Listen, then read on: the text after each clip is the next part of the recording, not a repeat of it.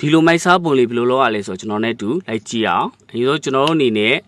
Google Gemini ဆို application လေးရှိရဆိုရင်လေအဲ့ဒီကနေဝင်ပြီးလုပ်မယ်မရှိသေးတဲ့သူများလည်းကိစ္စမရှိဘူးအရင်ဆုံးကျွန်တော်ဒီ Play Store ရဲ့ကိုဝင်ပြီးတော့အဲ့ဒီ Google Gemini ဆို application လေးကိုကျွန်တော် download လုပ်မယ်ပေါ့နော်အဲ့ဆိုအခုဆိုကျွန်တော်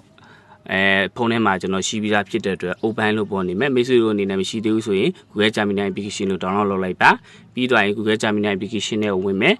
အဲ့ဒီမှာရေးထားတဲ့အင်္ဂလိပ်လိုစာလေးရကြ pro လေးရကြကျွန်တော်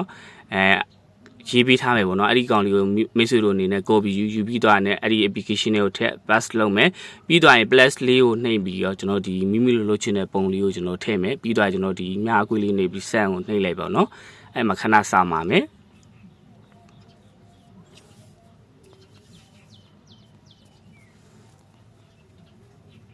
Okay generate image just a second ဆိုတာခဏနေပုံလေး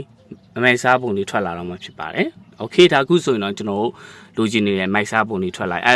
အပေါ်ဆုံးကြီးမှာကျွန်တော်ဒီမြားလေးပေါ့နော်အောက်ဆိုင်နေရာလေး download လုပ်လိုက်ပါအဲ့မှာမိတ်ဆွေတို့ရဲ့ဖုန်းကလာရေးကိုကျွန်တော်ရောက်ရှိနေမှာပဲdownload image ဆိုရင်ဒီကျွန်တော်ဖုန်းထဲမှာကလာရေးမှာဒီပုံလေးမိုက်စားပုံလေးရောက်ရှိနေပြီပဲဖြစ်ပါတယ်